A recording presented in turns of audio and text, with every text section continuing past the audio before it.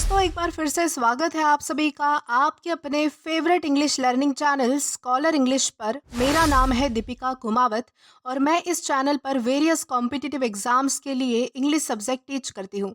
तो बेसिकली आज के इस वीडियो में हम एक बहुत ही शानदार और इंटरेस्टिंग पोएम को डिस्कस करने वाले हैं जिसका नाम है the lotus by Sarojini Naidu. तो चलिए पोएम में आगे बढ़ने से पहले सबसे पहले हम हमारी पोइटिस के बारे में थोड़ी बहुत इन्फॉर्मेशन देख लेते हैं। दोस्तों अगर बात की जाए हमारी पोइटिस के बारे में तो सरोजिनी नायडू इनका जन्म जो है वो 13 फरवरी 1879 हैदराबाद में हुआ था। उन्होंने छोटी उम्र से ही अंग्रेजी कविताएं लिखना शुरू कर दिया था और उनकी शुरुआती कविताएं पारंपरिक ब्रिटिश कविता की नकल थी, लेकिन बाद में उन्होंने भारतीय जीवन और घटनाओं पर भी लिखना शुरू किया। उनके काम ने उन्हें भारत की कोकिला की उपाधि दिलाई। वो एक कवि से कई बढ़कर थी और उन्होंने महिलाओं के अधिकार के लिए एक कार्यकर्ता के रूप में भी काम किया है। वो भारतीय राष्ट्रीय कांग्रेस की अध्यक्ष बनने वाली सबसे पहली भारतीय महिला थी और स्वतंत्रता के बाद किसी भारतीय राज्य की राज्यपाल बनने वाली भी पहली महिला थी। और लास्टली उनकी डेथ जो है वो 2 मार्च 1949 लखनऊ में हुई थी। तो दोस्तों ये तो हमने बात की हमारी पोइटिस के बारे में। अब हम आगे बढ़ेंगे और जानेंगे कि हमारी पोएम हमसे क्या कहना चाहती है। तो दोस्तों अगर बात की जाए इस पोएम के बारे में तो द लोटस ये पोएम एक बहुत ही सुंदर और इम्पैक्टफुल पोएम है जो कि हमारी पोइटिस की book the broken wings stories of love death and destiny में शामिल है। इस पोएम में लोटस को महात्मा गांधी का मेटाफर माना गया है। सरोजनी नायडू महात्मा गांधी की बहुत बड़ी प्रशंसक थी, इसलिए उन्होंने ये पोएम उनको डेडिकेट की है। हमारी पोइटिस ने लोटस फ्लावर की तुलना गांधी जी से की है क्योंकि उनका मानना है कि गांधी जी की पर्सनालिटी भी लोटस की तरह सुंदर, प्योर और सैक्रेड है, यानी कि पवित्र है। जैसे कमल का फूल टेम्पररी तूफान से प्रभावित नहीं होता, वैसे ही गांधी जी भी ब्रिटिश अत्याचारों के बावजूद अपना काम करते रहे, अपने काम को वो कभी नहीं भूले। बेसिकली इस पोएम में यही बताया गया है कि जैसे लोटस अपने आसपास मौजूद गंदगी को नहीं छूता है, वैसे ही हमारी सोल भी मुश्किलों का सामना करने के बाद अपनी प्योरिटी और असली पहचान बनाए रख सकती है। तो दोस्तों ये तो था हमारी पोएम का मेन थीम जो कि हमने ब्रीफ में समझा। अब इसी के साथ हम आगे बढ़ेंगे और जानेंगे इस पोएम का लाइन टू लाइन एक्सप्लेनेशन ताकि आपको ये पोएम अच्छे से समझ आ जाए।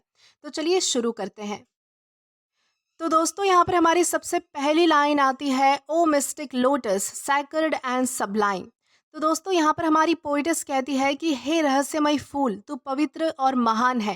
यानी कि डायरेक्टली यहाँ पर हमारी जो पोइटस है यानी कि जो सरोजिनी नायडू है वो डायरेक्टली जो है वो हमारे लोटस के फूल से बात कर रही है, उनको डिनोट कर रही है।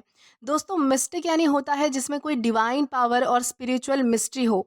यहाँ पर गांधी जी को एक मिस्टिक लोटस कहा गया है, एक ऐसा व्यक्ति जिनका जीवन एक रहस्य और दिव्यता से भरा हुआ था। उनकी सोच और उनका काम एक साधारण इंसान से कई ऊपर थे।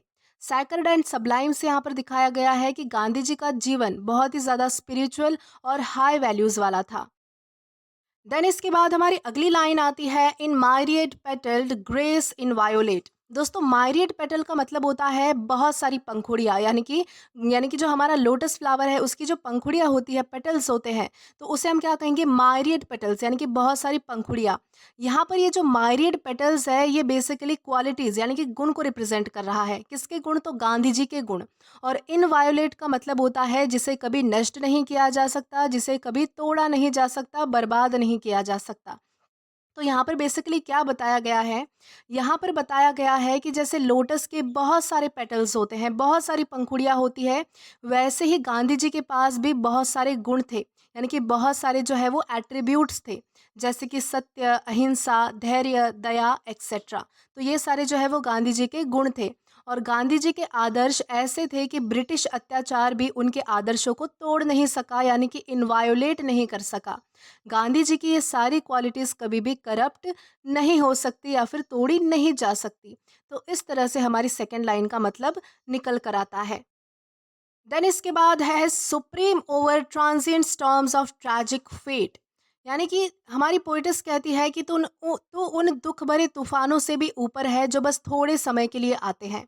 दोस्तों ट्रांजिएंट स्टॉर्म्स का क्या मतलब होता है? ट्रांजिएंट का मतलब होता है टेम्पररी, स्टॉर्म का मतलब आपको पता होगा तूफान। तो यहाँ पर बेसिकली क्या बताया गया है कि टेम्पररी मुसीबतें, मुश्किलें, यानी कि जो मुसीबत, जो मुश्किल टेम्पररी होती है, ज़्यादा लंबे समय तक नहीं टिक पाती, ऐसी मुसीबतों को यहाँ पर जो है वो ट्रांजिएंट स्टॉर्म्स कहा गया है। और दूसरा हमारा जो इम्पोर्टेंट वर्ड आता है वो है ट्रैजिक फेट। दोस्तों, ट्रैजिक फेट का मतलब होता है दुख भरी किस्मत। ट्रैजिक का मतलब होता है दुख भरी और फेट का मतलब होता है किस्मत।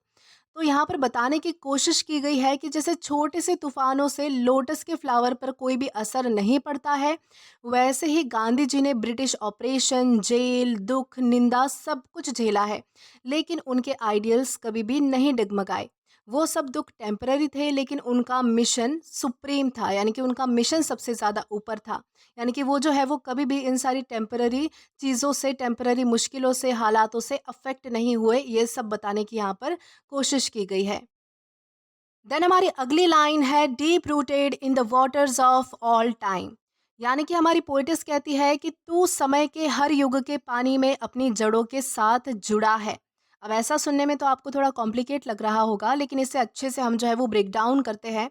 जैसे कि डीप रूटेड का मतलब होता है गहरा संबंध होना, यानी कि डीप रिलेशन होना। वाटर्स ऑफ ऑल टाइम का यहाँ पर मतलब है कि समय का हर युग। यानी कि गांधी जी के विचार समय के परे हैं। उनकी सोच सिर्फ उनके समय के लिए नहीं थी, बल्कि उनकी सोच आज भी रेलेवेंट है। जैसे कि आप समझिए कि जैसे कि कमल के फूल की जो जड़ें होती है वो पानी की गहराई तक फैली हुई होती है, वैसे ही जो गांधी जी के कुछ विचार हैं, जैसे कि उनका सत्य और अहिंसा जैसा कंसेप्ट जो है वो आज भी रेलेवेंट है। यानी कि आज भी उस चीज़ की जड़ें फैली हुई है। यानी कि आज भी हम सत्य और अहिंसा का पालन करते हैं। तो ये वाली जो क्वालिटी है उनकी इस लाइन के थ्रू बताने की कोशिश की गई है। देन इसके बाद हमारी अगली लाइन आती है what legends लूज्ड from many a far of climb. यानी कि कितनी ही दूर दराज से आई फौज ने तुझे गिराने की कोशिश की थी। दोस्तों, लेजियंस का मतलब होता है ब्रिटिश की ताकत। यहाँ पर अगर हम मतलब देखें तो उसका क्या मतलब निकल कर आएगा कि ब्रिटिश की ताकत, उनकी फौज या फिर उनकी शक्ति। फार ऑफ क्लाइम का मतलब होता है दूर के देश, जैसे कि ब्रिटेन है उस तरह से।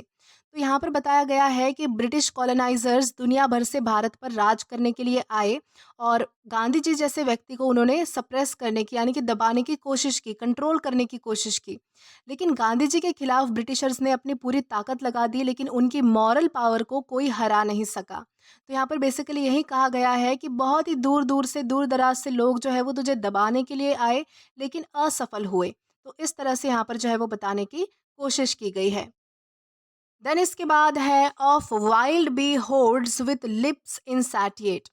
दोस्तों, यहाँ पर बताया गया है, हमारी पोइटिस कहती है कि भूखी मधुमक्खियों जैसे लोग जो कभी संतुष्ट नहीं होते, वो तुझे चूसने के लिए आए। जैसे कि आपने देखा होगा कि किसी भी फ्लावर पे जो है वो यानी कि मधुमक्खियाँ आती है, यानी कि उसके रस को निकाल के लेकर जाती है। तो वहाँ पर क्या कहा, यहाँ पर यही कहा गया है कि भूखी मधुमक्खियों जैसे लोग जो है वो तुझे तुझे जो है वो तेरा, यानी कि तेरे अंदर से जो है वो सारा सार निकालने के लिए आए थे। दोस्तों, वाइल्ड बी होर्ड्स का मतलब होता है लालची लोग, जैसे कि ब्रिटिश ब्रिटिश ऑफिशियल्स थे उस तरह से। और इनसैटिएट लिप्स का मतलब होता है जो कभी सेटिस्फाई नहीं होते। इनसैटिएट का मतलब होता है अनसेटिस्फाइड, जो कभी संतुष्ट नहीं होता है, जिसे कोई सेटिस्फैक्शन नहीं होता है। यानी यहाँ पर बताया गया है कि ब्रिटिश लोग गांधी जी और उनके मूवमेंट से सब कुछ लेना चाहते थे, उनका सम्मान, उनकी एनर्जी, उनकी आवाज़, सब कुछ। लेकिन वो गांधी जी के आत्मशक्ति को और आत्मसम्मान को टक्कर नहीं दे पाए, यानी कि उनको छू तक नहीं पाए। तो इस तरह से यहाँ पर जो है वो बताने की कोशिश की गई है कि बाहर से, यानी कि ब्रिटिश ऑफिशियल्स जो है वो तुझे जो है वो बर्बाद करने बहुत बार आए थे, लेकिन उनकी हर कोशिश जो है वो नाकामयाब रही। And hungry winds with wings of hope और हेट। यानी कि हमारी पोइटिस कहती है कि हवाएं भी तेरे लिए कभी आशा तो कभी नफरत के पंख लेकर आती थी। दोस्तों, हंग्री विंड्स का यहाँ पर मतलब समझे तो बदलता हुआ समय इसका मतलब होता है। यानी कि अगर गांधी जी के समय से रेलेवेंट अगर हम देखें तो जैसे कि गांधी जी के समय में पॉलिटिकल प्रेशर था, हिंदू मुस्लिम टेंशन था, ये सारी चीज़ें थी। तो वो सारा जो बदलता समय था उसे कहा गया है हंग्री विंड्स। तो यहाँ पर बताया गया है कि गांधी जी ने जो है वो अपने समय में सपोर्ट भी देखा और विरोध भी देखा। यानी कि कुछ लोग ऐसे थे जो गांधी जी को सपोर्ट भी करते थे, और कुछ लोग ऐसे थे जो गांधी जी के विरोध में थे। तो गांधी जी ने जो है वो दोनों ही चीज़ें फेस की है, सपोर्ट और विरोध दोनों ही। पर उन्होंने कभी भी अपना रास्ता नहीं छोड़ा, यानी कि वो कभी भी डिमोटिवेट नहीं हुए अपने काम से। Have throng and pressed round Dai miraculous prime. यानी कि सबने मिलकर तेरे चमत्कारी समय को घेर लिया, यानी कि जब तेरा समय आया तो सबने तुझे बर्बाद करना चाहा। दोस्तों, मिराकुलस प्राइम का यहाँ पर क्या मतलब है? गांधी जी से रिलेवेंट अगर मतलब देखें तो यहाँ पर मतलब आएगा कि गांधी जी के लीडरशिप का सबसे शक्तिशाली समय। मिराकुलस प्राइम यानी कि सबसे अहम टाइम जो होता है किसी की लाइफ का, यानी कि जिसमें आप सब कुछ करना चाहते हो, जो आपके लिए सबसे इम्पोर्टेंट टाइम होता है, चमत्कारी टाइम होता है, जिसमें आप कुछ कर जाते हो, तो उस टाइम को हम कहेंगे मिराकुलस प्राइम। तो ये जो टाइम है मिराकुलस प्राइम, वो गांधी जी के लिए कौन सा था? तो उनके लीडरशिप का जो समय था वो था। तो इंडियन इंडिपेंडेंस मूवमेंट के दौरान क्या हुआ कि गांधी जी का रोल एक मिराकल जैसा था, यानी कि एक बिल्कुल जादू के जैसा था, बिल्कुल मिराकल की तरह काम कर रहा था। सब या तो लोग उनसे प्रभावित थे या फिर उनके अपोज में थे, यानी कि विरोध में थे। To devastate thy loveliness to drain, यानी कि तेरी सुंदरता को बर्बाद करने की कोशिश की गई और तुझे खत्म करने की कोशिश की गई। जैसे कि हम लोटस के फ्लावर को तोड़कर उसकी सुंदरता नष्ट कर देते हैं, यानी कि हमारे हाथ में आते ही कुछ ही चंद घंटों के बाद वो फूल मुरझा जाता है। उसी तरह यहाँ पर हमारी पोइटस कहती है कि गांधी जी की भी छवि खराब करने की लोगों ने बहुत ज़्यादा कोशिश की, उनको बर्बाद करने की कोशिश की। दोस्तों, डेवस्टेट का मतलब होता है तबाह करना, बर्बाद करना, खत्म करना। ड्रेन का मतलब होता है पूरी तरह से खाली कर देना, किसी चीज़ को खोखला कर देना। तो ब्रिटिश रूल ने गांधी जी के मूवमेंट को पूरी तरह से फेल करने की बहुत ज़्यादा कोशिश की। उनकी इमेज, उनके प्रिंसिपल, सबको गिराने की कोशिश की, सारी चीज़ों को खराब करने की कोशिश की। लेकिन वो हर एक पहलू पर, यानी कि हर एक कदम पर नाकामयाब रहे, असफल रहे ब्रिटिश लोग। तो इस तरह से यहाँ पर जो है वो बताने की कोशिश की गई है। The midmost rapture of thy glorious heart, यानी कि तेरे हृदय के बीच के दिव्य आनंद को लोगों ने छीनने की कोशिश की। अभी हमने पहली लाइन में पढ़ा कि लोगों ने जो है वो गांधी जी की सुंदरता, उनके थॉट्स की सुंदरता, उनके प्रिंसिपल इमेजेस को जो है वो खराब करने की कोशिश की। साथ ही साथ जो है वो उनकी दिव्य आनंद को भी लोगों ने छीनने की कोशिश की। मिडमोस्ट रैप्चर का मतलब होता है अंदर से मिलने वाली दिव्य शांति, यानी कि हमारे मन का सुकून। यानी कि गांधी जी की असली ताकत क्या थी? तो उनके अंदर का स्पिरिचुअल जॉय ही उनकी असली ताकत थी, जिसमें लोग जिसे जिसे जो है वो लोगों ने लूटना चाहा, लेकिन वो लूट नहीं सके, उसे बर्बाद नहीं कर सके। But who could win thy secret, who attain, यानी कि लेकिन कौन तेरा असली रहस्य जान पाया, कौन तेरी मिस्ट्री को समझ पाया, कौन तुझे पूरी तरह से जान पाया? इस तरह का यहाँ पर सवाल जो है वो हमारी पोइटिस कर रही है। दोस्तों, अटेन का मतलब होता है किसी चीज़ को हासिल कर लेना, किसी चीज़ को पा लेना, प्राप्त कर लेना। यानी कि गांधी जी का जीवन एक मिस्टीरियस था। उनका त्याग, उनका ध्यान, उनका साइलेंस बहुत सारे लोगों के समझ से परे था, सोच से ऊपर था। यानी कि उनकी पर्सनालिटी को समझना ये कोई मामूली बात नहीं थी या फिर आसान काम नहीं था। Thine ageless beauty born of Brahma's breath, यानी कि तेरी वो अमर सुंदरता, यानी कि गांधी जी की जो अमर सुंदरता थी, उनकी थॉट्स की जो सुंदरता थी, वो ब्रह्मा के श्वास से बनी है, उनकी सांसों से बनी है। यानी कि गांधी जी के अंदर की जो सुंदरता थी वो डिवाइन थी, वो किसी इंसान ने नहीं बल्कि ऊपर वाले ने बनाई थी। यानी कि जो भी उनके मन में थॉट्स थे, जो भी उनके प्रिंसिपल्स थे, जो भी उनकी इमेज थी, वो ऊपर वाले से ही बनकर आई थी। उनका जीवन एक हाई पर्पस वाला था और बहुत ही स्पिरिचुअल था। देन हमारी लास्ट टू लाइन्स है, और plucked thine immortality who art coeval with lords of life and death, यानी कि कौन तेरी अमरता को छीन सकता है जबकि तू तो जीवन और मृत्यु के देवताओं के समय से है। दोस्तों, इमॉर्टिलिटी का क्या मतलब है? इमॉर्टिलिटी का मतलब होता है अमरता, जो चीज़ कभी भी ख़त्म नहीं हो सकती, कभी भी मर नहीं सकती। कोवल का मतलब होता है सेम एज का, यानी कि समान उम्र का। ओके, उसे कहा जाता है कोवल। यानी कि गांधी जी मर गए लेकिन उनकी सोच कभी भी नहीं मर सकती, वो हमेशा जिंदा रहेगी। गांधी जी की सोच इतनी गहरी थी कि वो समय से परे है। उनका इम्पैक्ट जो है वो लाइफ एंड डेथ के कंसेप्ट के बराबर है।